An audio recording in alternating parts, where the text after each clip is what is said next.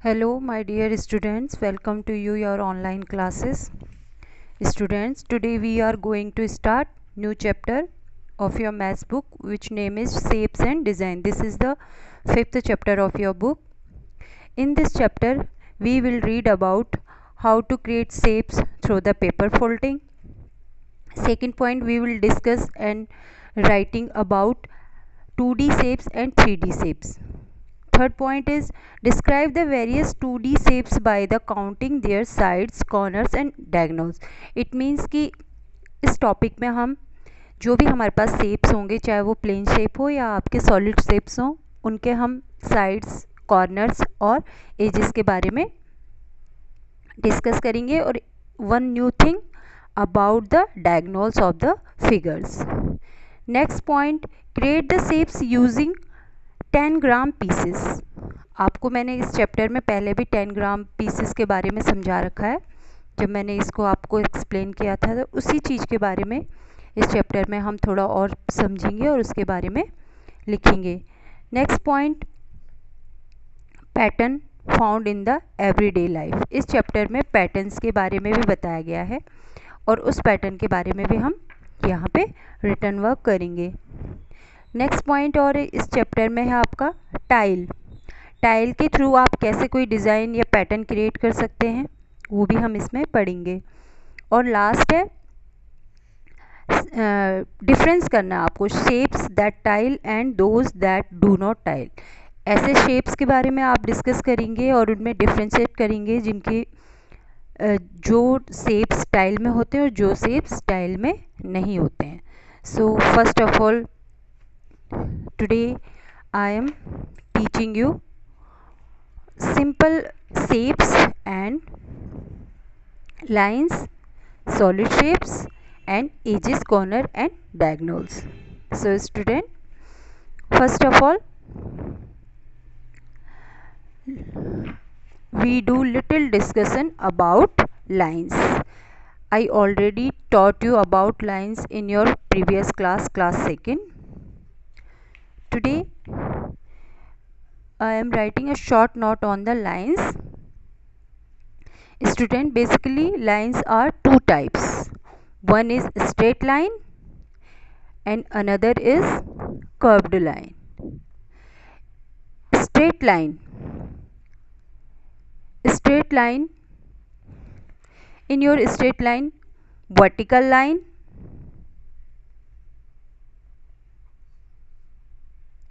horizontal line,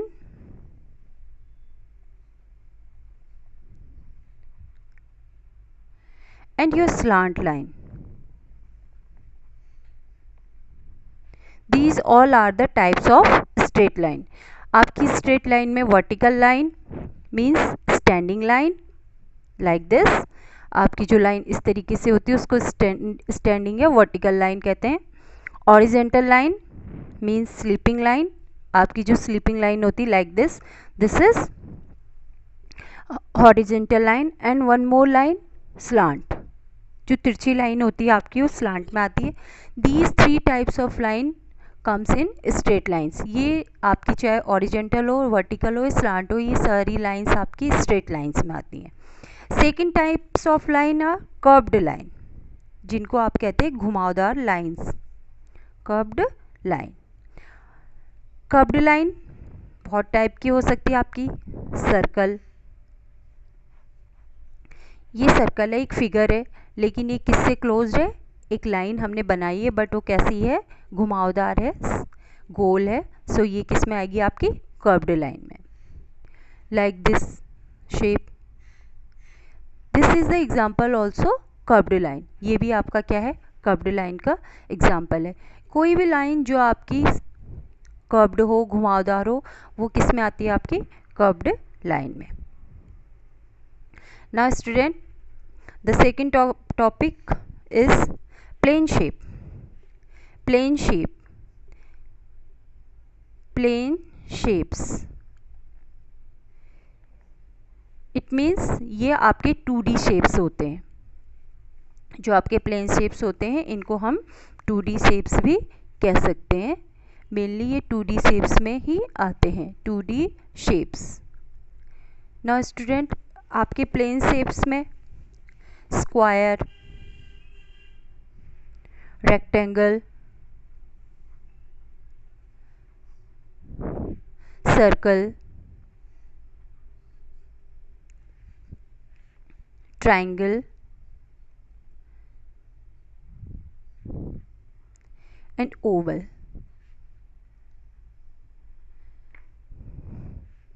Square, rectangle, circle, triangle and oval, these all shapes comes in the category of plane shapes. ये सारे shapes आपके plane shapes में आते हैं.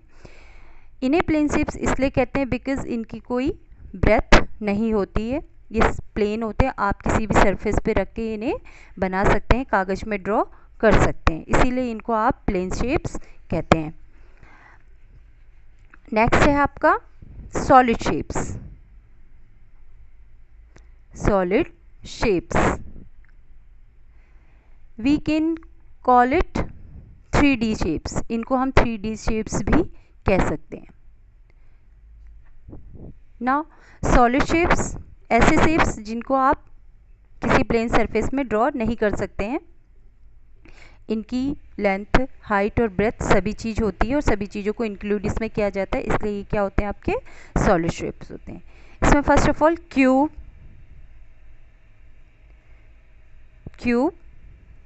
Cuboid, cone, cylinder and sphere. Cylinder and sphere. These all types of shapes comes in 3D shapes. ये सारे shapes आपके 3D shapes में आते हैं and ये होते हैं आपके solid shapes. Okay. Next point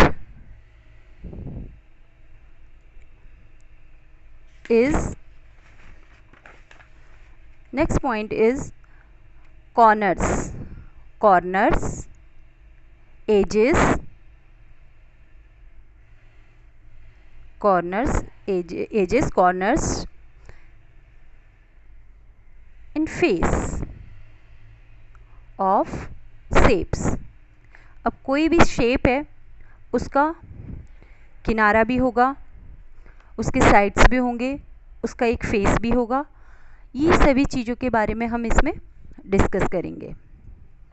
so student, for example this is square.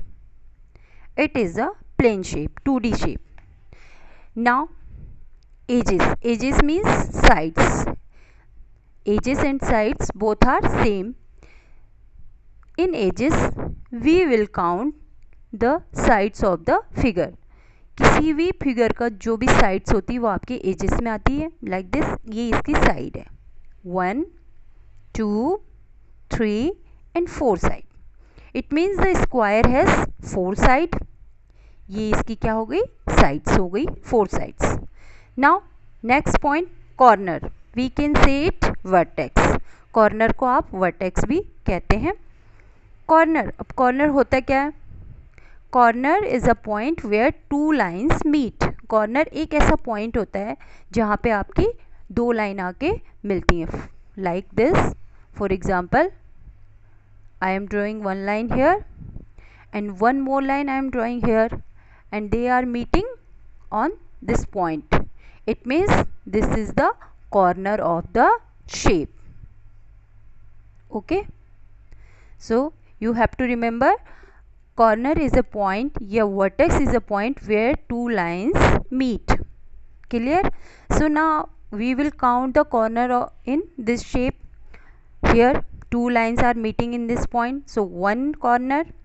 Again 2 lines meeting on this point, it means this is second corner. Again 1 line here and 1 line here, they both are meeting in this point, so this is third corner.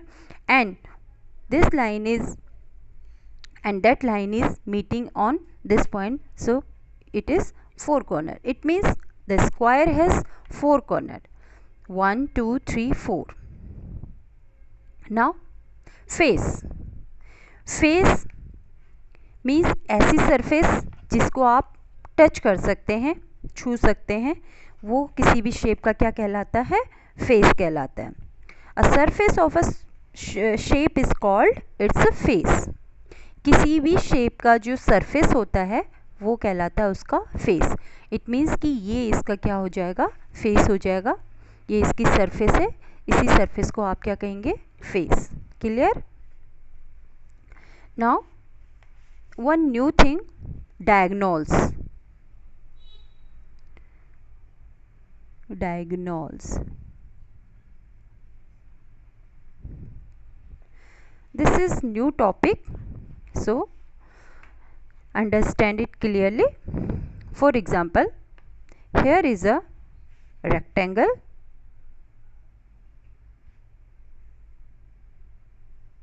okay.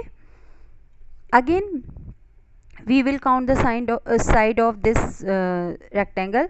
So 1 2 3 4, it has 4 sides. Again corner 1 2 3 and 4 corners, it has also 4 corners and one face, इसका एक ही face है.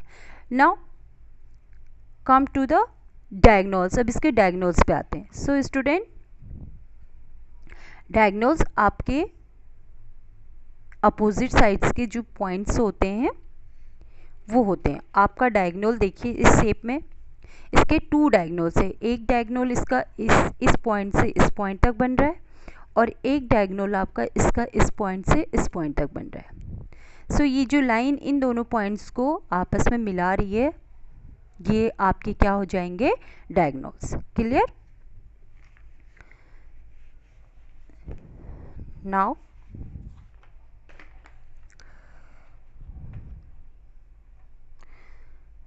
I am giving you some written work. Today I taught you lines. There are 2 types of line, straight line and curved line. In straight line, horizontal, vertical and slant line comes in straight line. Plane shape means 2D shapes, solid shapes 3D shapes, and I taught you their edges, corner and diagonal. After this you will do some exercise, some work in your notebook.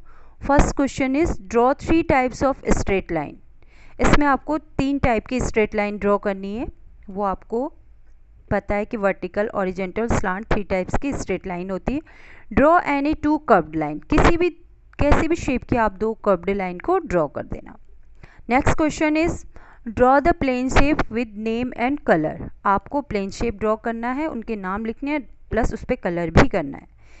Give 3 examples of shapes that can be formed using straight line. अब आपको 3 ऐसे shapes बनाने हैं जो आपके straight line से बनते हैं. Next, give 3 examples of shapes that can be formed using curved line. अब आपको 3 ऐसे शेप्स बनाने हैं जो आपकी कर्व्ड लाइन से बनते हैं.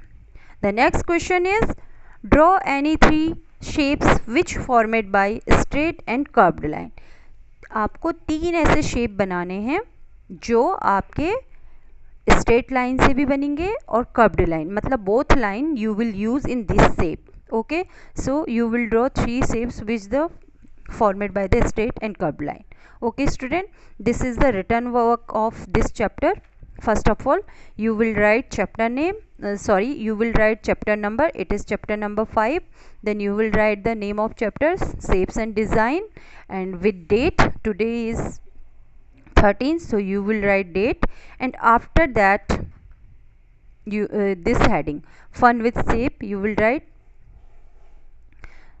After that you will write this work and this is your written work. So you will do this work in your notebook and after that you will send it for checking. So student, this is enough for today. I hope you understood clearly the video. Thank you for watching.